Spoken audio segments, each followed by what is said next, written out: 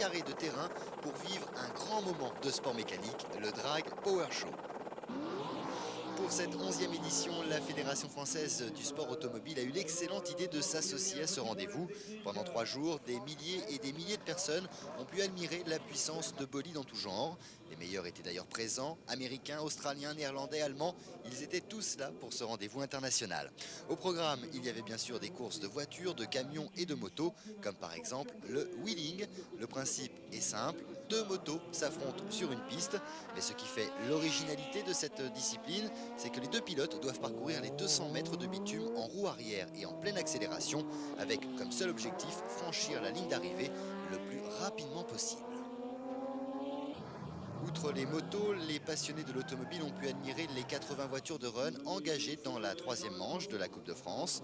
80 jeunes qui ont pu vivre les palpitantes phases de cette compétition aux côtés des spectaculaires dragsters. Parmi eux, il y avait Michel Corbin, 27 ans, mécanicien. C'est une Sierra Cosworth 4x4 de 90. Elle a 145 000 km, moteur d'origine. J'ai juste une gestion électronique, un petit boîtier électronique avec injecteur, ligne d'échappement inox et filtre à air. Ça fait la différence dans les courses de run? Oui, effectivement, ça fait la différence car j'ai le 2e temps général aujourd'hui. Évoluer à côté de dragster, ça vous fait quoi? Ah, c'est autre chose le dragster, hein. On n'est pas encore à cette poussée-là quand même. Vous ressentez quoi avant un départ? Ce que je ressens, c'est fort, quoi. Le cœur bat très fort, peur de faire un faux départ. J'en ai déjà fait un au Bourget. J'espère pas le refaire, quoi. En demi-finale, Michel Corbin a bien réussi son départ, mais il a eu un petit souci mécanique. Sa boîte de vitesse a lâché en pleine accélération. Le gagnant de cette 3e épreuve, c'est lui, Reynald Coron, 28 ans. Lui aussi, il conduit une Ford Cosworth. Contrairement à Michel Corbin, Reynald n'a obtenu que le 4e meilleur temps de la journée. Mais sur une distance de 200 mètres, la différence se fait essentiellement au départ. La moindre hésitation, et ce sont des millièmes de seconde qui s'évaporent dans la nature. Lors de ce dernier duel, Reynald Coron, face à Luc-Michel Féchaud, a bien maîtrisé ses palpitations. J'ai toujours fait 2e ou 3e, mais jamais 1er. Aujourd'hui, c'est bon. Quelles sont les sensations que vous procure une accélération comme aujourd'hui? C'est une montée d'adrénaline, c'est contrôler la pression, puis il y a tout le spectacle ici à Chamblay, c'est nulle part ailleurs, quoi.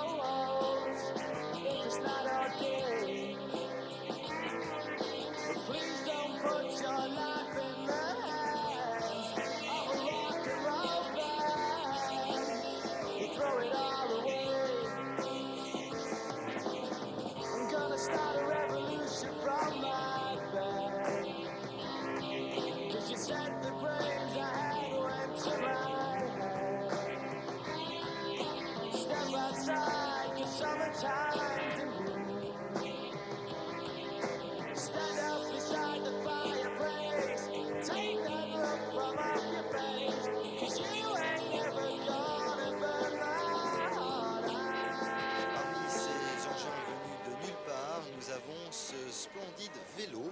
Mais attention, ce vélo va très très vite. Explication avec Donald Potier, l'organisateur de son 11e Drag Power Show, les cyclistes à grande vitesse. Donald Potier, vous avez un vélo assez particulier. Est-ce que c'est possible de nous le présenter? De présenter le vélo?